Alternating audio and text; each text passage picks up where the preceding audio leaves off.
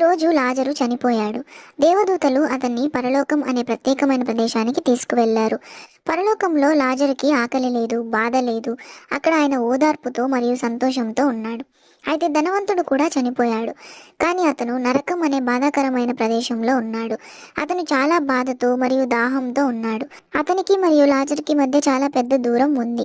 అతను లాజరు ఉన్న ప్రదేశానికి చేరుకోలేడు.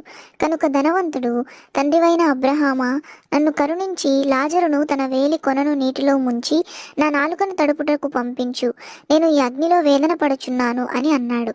కానీ తండ్రి అయిన అబ్రహాము ఈ విధంగా చెప్పాడు: నీవు నీ జీవితంలో మంచి విషయాలను చూశావు, కానీ లాజరు ఎప్పుడు బాధనే చూశాడు. కానీ ఇప్పుడు లాజరు ఇక్కడ ఓదార్పును పొందుచున్నాడు, నీవు వేదన పొందుచున్నావు. అదియూ కాకుండా మాకును మీకును మధ్య పెద్ద అగాధం ఉంది కనుక ఇక్కడి వారు అక్కడికి, అక్కడి వారు ఇక్కడికి రాలేరు అని అన్నాడు. అందుకు ధనవంతుడు,